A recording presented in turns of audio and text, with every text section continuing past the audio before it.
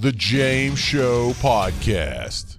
And I am not letting the Epstein list story go. You know, Donald Trump chastised a reporter for asking about, you're still talking about that? You know, that was years ago. Well, I'm not over it. I'm not going to be over it until we get the lists.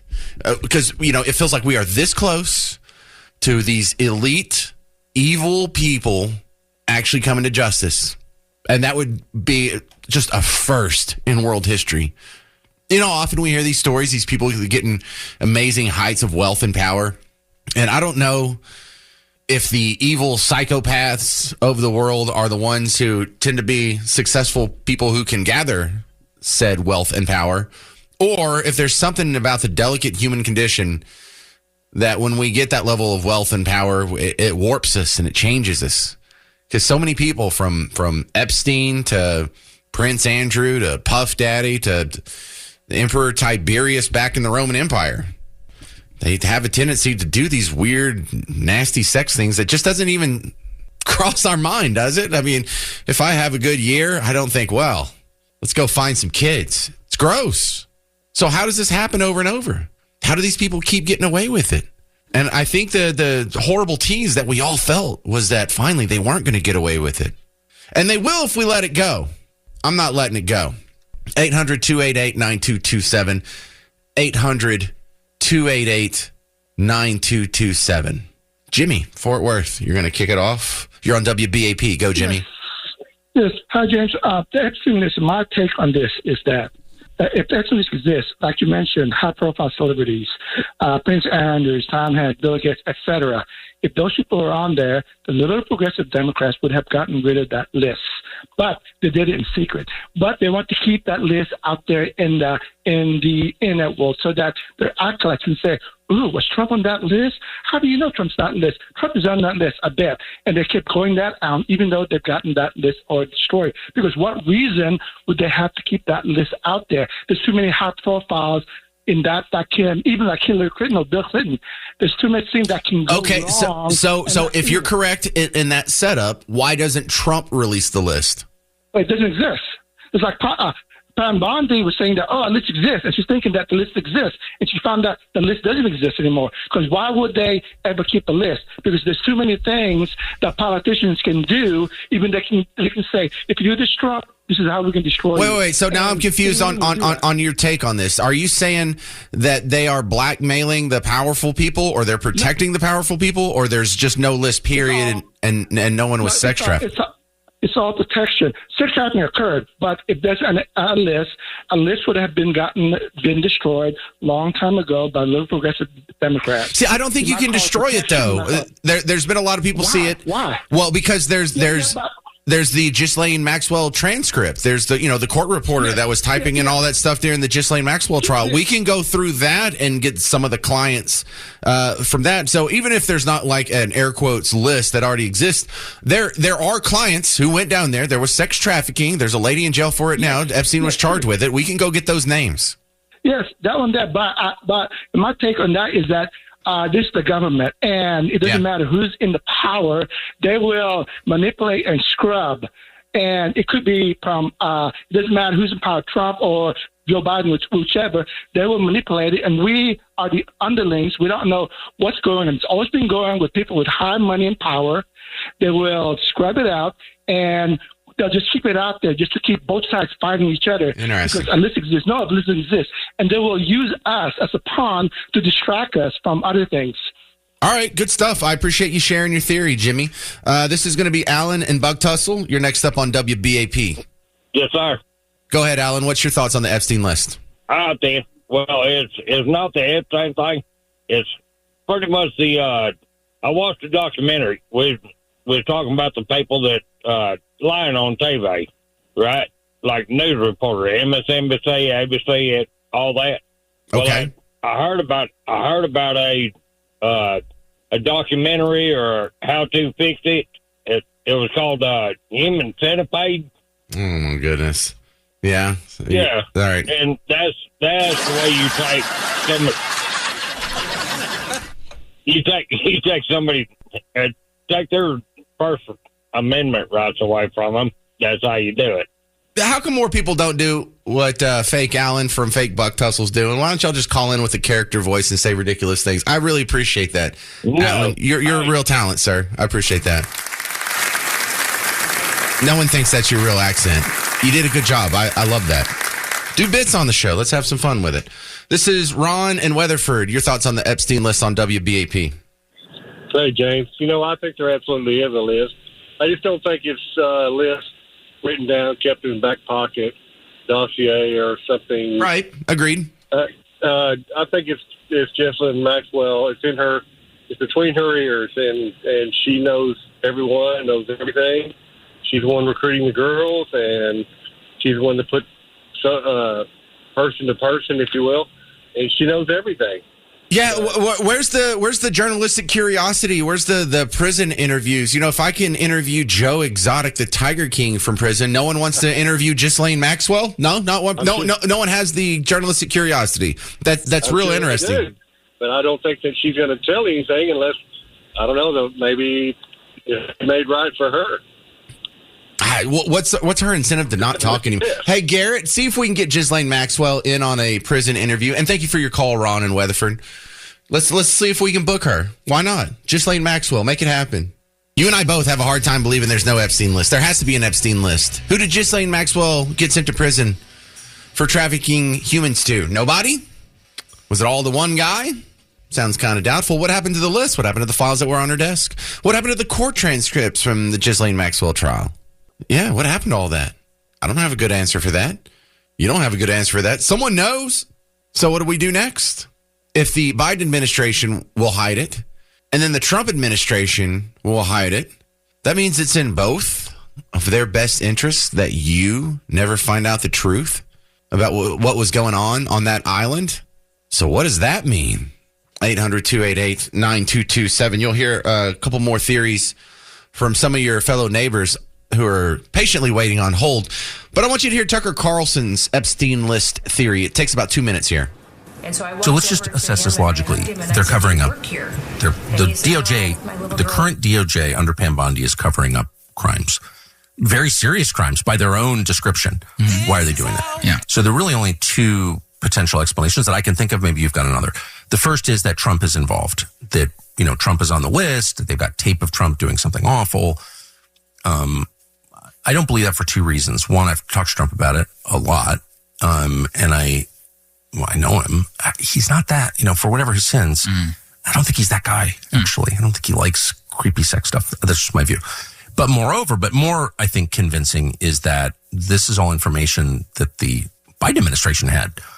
And if there was evidence that Trump had been involved in illegal sexual activity, you think the people who made up Russiagate wouldn't have leaked it? Right. Come on now. So the only other explanation that I can think of, again, maybe you've got another, is that intel services are at the very center of this story, U.S. and Israeli, and they're being protected. I think that seems like the most plausible. That's the most obvious. I have a history of this. There have been multiple documented cases of pedophilia inside of the CIA perpetrated by CIA officers. Documented that in many of those cases, I believe over a dozen cases, this was a BuzzFeed news piece years back, where the CIA specifically did not want to prosecute those individuals in federal court for fear that they would reveal sources and methods if they were pulled into open court. And they basically just made it go away. The only time they actually prosecuted somebody for child pornography was whenever he'd already being prosecuted for mishandling classified information. Well, when they want to crush you, they put kiddie porn in your computer. It's why I don't have a computer. Don't own one. If you're an important person, you should be careful. No computer in my house. This is an important thing, though, is that we already have documented cases of them covering this up. I believe the CIA Inspector General, I forget the exact quote, but he said something along the lines of, you wouldn't even believe the amount of child porn, that I've seen while I'm on this job. Okay. What do you think of that? Your response? Maybe the Epstein Island, the whole situation, maybe it is just a CIA operation. And to unearth that would pretty much, I mean, how many people would have to go to jail from the CIA? What would happen if all these incredibly powerful people were backed into a corner? Would they lash out? Would there be a string of assassinations that happened? Would there be a string of suicides? Would we have to disband the CIA? How many people are going to get rolled up in this? It's so bad that neither side wants to release the list. But also, it could be, from their point of view, we have the ultimate blackmail against some of the most powerful people on earth. Giving up the list would be giving up that level of control. And that's sort of at the heart of Tucker Carlson's theory. It's possible. Is it probable? I don't know if I'd go that far. 800-288-9227. 800-288-9227. I got to admit, though, I don't feel strongly about any of these theories.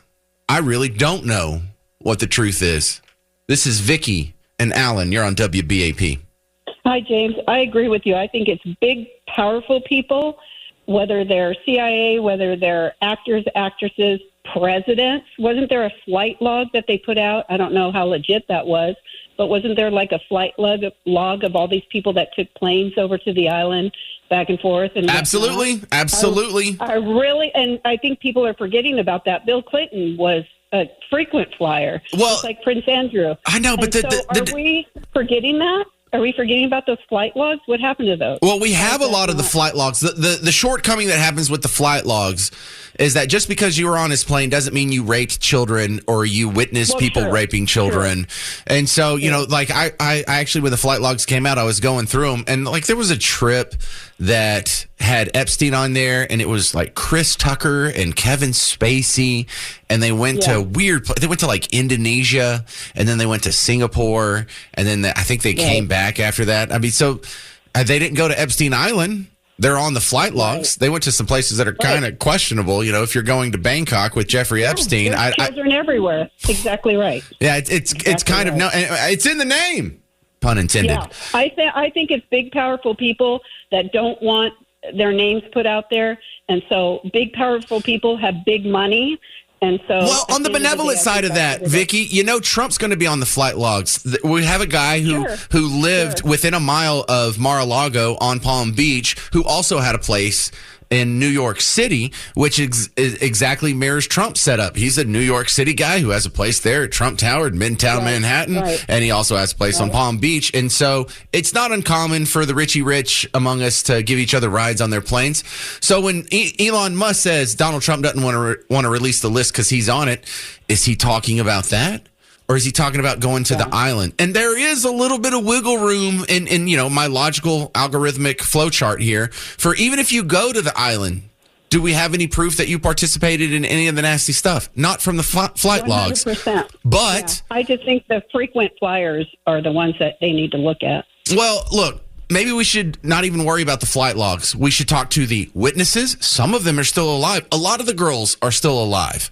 And we have the transcripts, the court reporting from the Ghislaine Maxwell trial.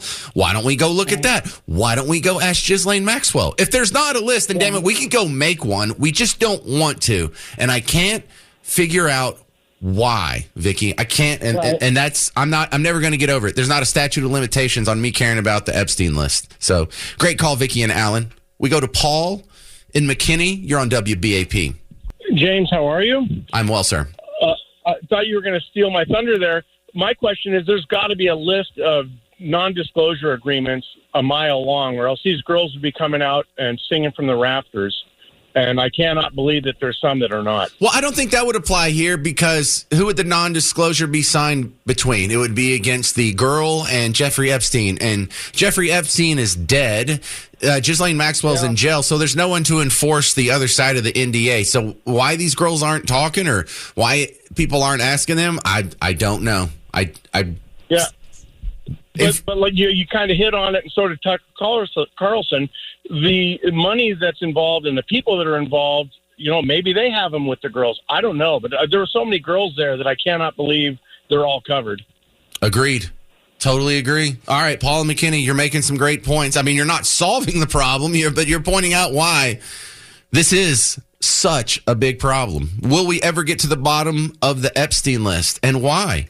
What is so damn bad on there that both sides of the aisle, Team Red and Team Blue, want to hide the worst sex crimes you've ever heard of in your entire life? It must be pretty damn bad. Think about how much stuff gets leaked out of D.C. all the time. Think about how on all these investigations or all these unnamed sources or anonymous sources, or think about especially during Trump 1.0, how many anonymous sources we're talking about, a Ukraine phone call or suckers and losers or whatever the lie of the day was. What about Adam Schiff saying, well, I've seen the evidence that proves that he's going to go to jail. No leaks on this one? Just tight as a drum? That's interesting. Y'all can leak the decision on Roe v. Wade, which has almost no effect on anybody, but not this. Everybody wants to hide this? Is everybody on it? Are you on it? That was sarcastic. Don't answer that last question. This is Greg in Burleson on WBAP. I am not on the list. No, sir. Well, that's what someone who's on the list would say. Go ahead.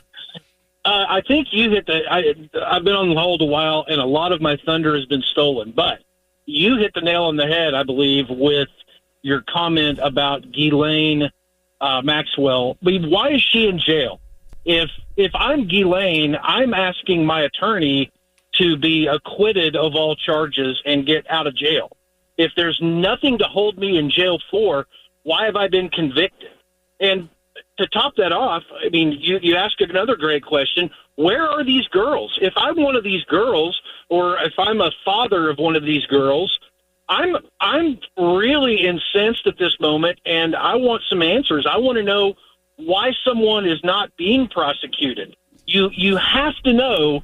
You have to have seen these people's faces. I get that we don't want the lurid details of child pornography. We don't want to see the porn. Yeah, I don't want to see the video. I just want to know who's on it and who did it and put them in jail forever. And that's right. And I think that reporters and what I want is people to stop using this term, the list, because it gives any administration, the Biden administration, the Trump administration, whoever, it gives them an out to say, oh, there's no list. What are you talking about? The list doesn't exist. Okay, well, great. The list doesn't exist, but you know people who have committed atrocities here. You know who they are, and it doesn't have to be a list. Tell us who it is then without giving us the list. I think that gives these people an out. Anyway, I called in when you first started here and said I didn't really like you, and you have slowly become my favorite talk show. So congratulations on that. Well, thank you very much. That's a huge compliment. And it's been my observation in the radio world, because this is my 100th job, it feels like. But usually when people come in and they say, I didn't like you at first, it really just means they were upset the guy before me is gone because they liked him. So almost everyone that says, I didn't like you at first, it just means you liked Rick Roberts. And you weren't used to me. Yeah, I was comfortable. Yeah. I was comfortable. So I don't take that as an insult to me that I didn't like you at first. I just take that as a compliment to Rick Roberts. I listened to him. I knew who he was. He's a pretty good host. I'm honored to be in this chair, and that's a very big compliment. I'm honored to hear it. Thank you, Greg in Burleson. Let's go to Sandra. Sandra in Mineral Wells. You're on WBAP. Yes, I'm going to be a little off topic, but I really think if Trump was involved, Melania would have left him immediately.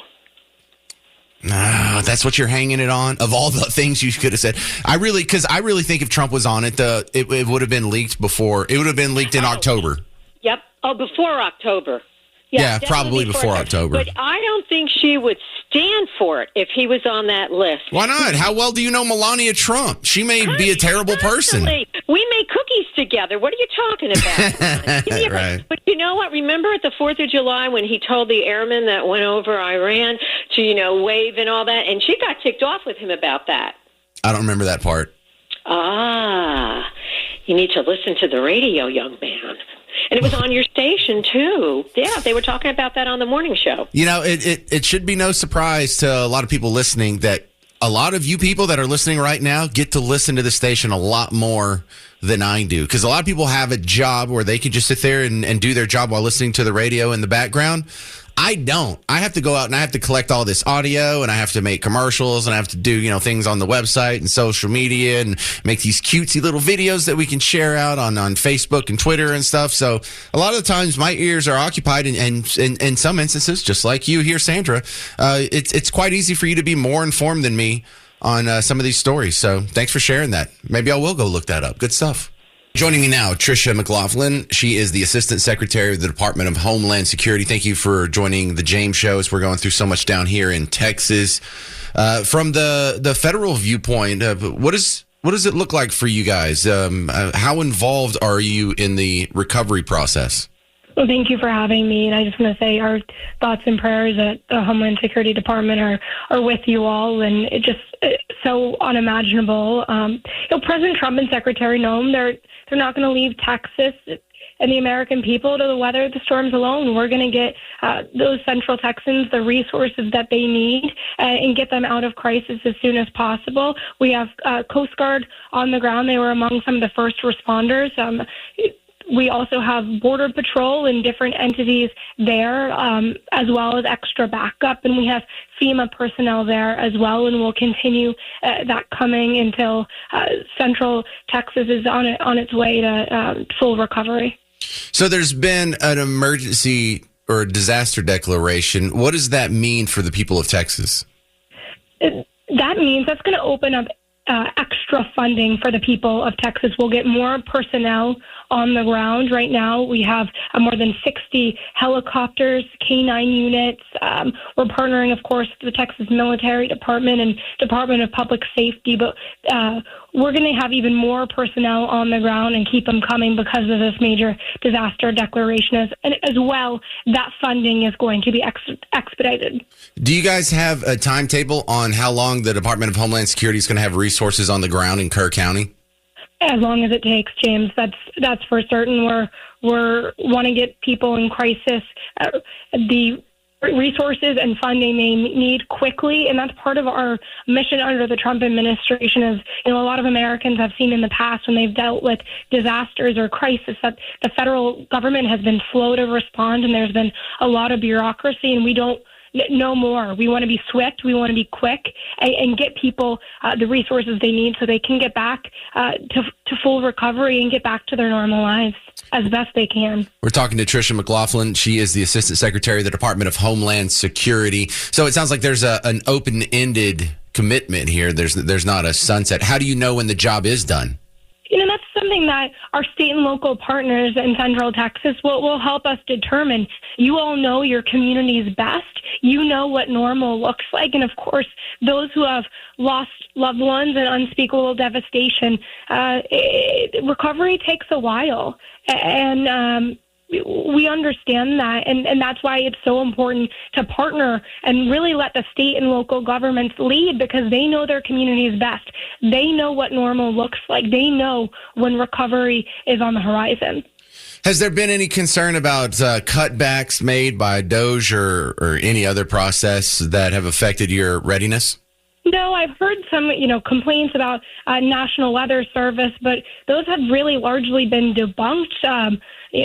Folks on the ground were given about 3 hours of notice from the National Weather Service. So we're not concerned about any cuts and how that was impacting, but then our number one priority is looking forward right now and how we get people help and resources they need. And we will look back and say, how can we improve this? How can we make sure that the federal government is a major asset to the state and local governments and those Central Texans and getting them the help they need? And can we expedite things? And how can we make sure we're not a hindrance, but just a helper? Do you have any idea how much this is expected to cost the Department of Homeland Security or FEMA? I think that's still under evaluation. As soon as I have an answer on that, James, I'm happy to come back and let you know. Do y'all have any funding issues? No. We have the funding, especially as this bill just passed through Congress as well. Yeah, because that's sort of the implication there. All right, we're talking with Tricia McLaughlin, Assistant Secretary of the Department of Homeland Security. I've noticed that the death count has gone way up over the last 24 hours. Does this mean we're finding dead people, or are we just converting people that were assumed missing to now being assumed dead? No, there's no assumptions going on. That has meant we find people, and unfortunately, in devastations like this, and flash flooding like this is something that we often do see, is that there's a high number of missing, and then it's rapidly as the water cedes, and we have more recovery and personnel on the ground, those numbers move from missing to fatalities. All right, Tricia McLaughlin, is there anything I didn't ask about that you would like to get out to the people of Texas? We're with you. We will not. We will be with you in this through the end, and the state and local government deserves tremendous support for its swift response, and President Trump and Secretary Noem will be with them on the ground here this week. All right. Well, thank you very much for your time. This has been Tricia McLaughlin, Assistant Secretary of the Department of Homeland Security. Thanks for chatting on the James Show on WBAP. Thanks for having me, James. All right, next up, Aaron, North Richland Hills. You're on WBAP. Go. Hey, partner. Hey, what if it's this? What if you're Trump and you get in office and then you see what all is involved with the Epstein deal, and you sit there and think, you know what? There's so many politicians involved. I just went through, you know what? Hell and back, basically, to get back in office and to do this again, that I don't need this coming up right now, and politicians on both aisles going to courts. I can't get anything else passed or anything, and I just wasted my time. I think that's the reason why. I think there's way too many politicians involved, and he doesn't want to touch it right now until the last 6 months of his term. And after that, then he'll release it. I honestly think that. You see what I'm saying, Porter? Like, Yeah. I mean, nothing will get done. I mean, so I can't say you're wrong. I can't say you're wrong, but I would still say that if I tried to put myself in his place, and I would still want to release it, even if it overturned the apple cart, because he's not really standing hard on his principles and what the Trump agenda is anyway. He made no deference or attempt to balance the budget or to reduce the size of government or to make the Doge cut sticks or whatever. So he's not playing hardball to get his agenda through here. He actually just took whatever it would take to win with this big, beautiful bill. Well, on the I'm sorry, I'm out of time for the show. I got a hard break here. It's the end of the show. I got to turn it over to Mark Levin. Thank you very much for playing today. We'll be back tomorrow. I'm James Parker. This has been The James Show, News Talk 820 93.3 FM, WBAP. The James Show Podcast.